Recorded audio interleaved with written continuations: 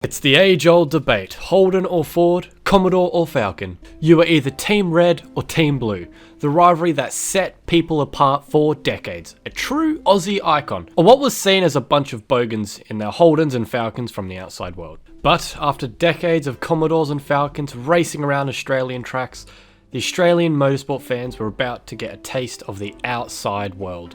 As we all know, the early and mid-2010s saw the Australian motoring industry fall harder than the South Tower. Holden and Ford decided to pack up shop and leave Australia, after over 6 decades of making cars in Australia gone in a matter of years. Cashed up bogans all across the land cried into their VB bottles and Holden flags. But that brought up a new question. What now? What now for V8 supercars?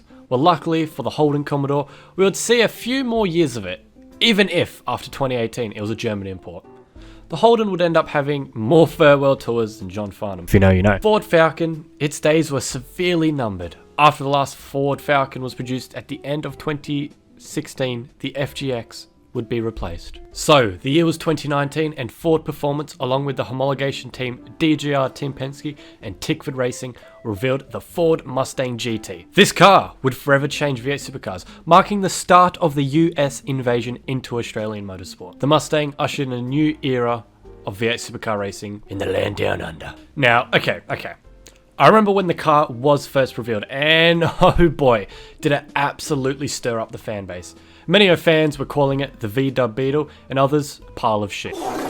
Now, when this car debuted, not only did it this is the third time when this car debuted, not only did it usher in a new era of American invasion, it also ushered in the dreaded P word, a word many true Australian motorsport fans knew too well. Kind of funny how, to this day, we're still talking about parity with these Gen 3 cars, but yeah, oh, how life comes full circle. The Mustang would end up winning 20 out of the 32 races that season in 2019, with the Kiwi Scotty McLaughlin winning the majority of them, and boy did he have a dominant year that year, resulting in him winning the championship in dominant fashion and securing Ford the manufacturer's title. Something they struggled to do with the Ford Falcon. You know, the Holdens had a grasp on the championships. Now, to backtrack a little bit, there's many reasons why this car looked like shit. You know, that's my personal opinion, but I think a lot of the fans can agree that this Ford Mustang did not look like the road-going version whatsoever. So, for one, Ford Performance had to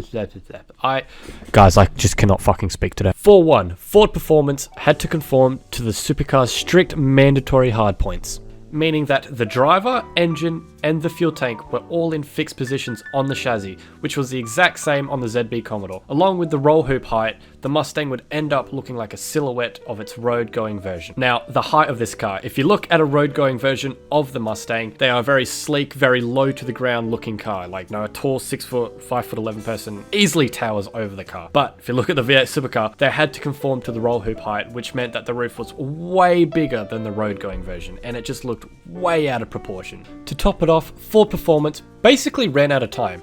From the initial start of development in March 2018, the body was completed that same year in November in order to be ready for the homologation testing in December. Cutting it close to say the least, I gotta admit, when usually projects like these take years to even get off the ground. There was only so much Ford Performance could do when they had a mandated design criteria, resulting in what we got, a car that has proportions radically altered to its road-going version. Overall though, yeah, this car was definitely the beginning of a new era for V8 supercars, especially now with the introduction of Gen 3 regulations, which may I add have significantly improved the look of the Mustang compared to what it was like in the Gen 2 era. But now, with the Mustang v Camaro rivalry, the landscape of Australian motorsport looks extremely different compared to what it was not so long ago. So that's the story of the Mustang in V8 supercars. You know, it's funny how back in the 70s and 80s, 60s, we had the Camaro v Mustang, and now it's come full circle again to where we have the Camaro v Mustang once more.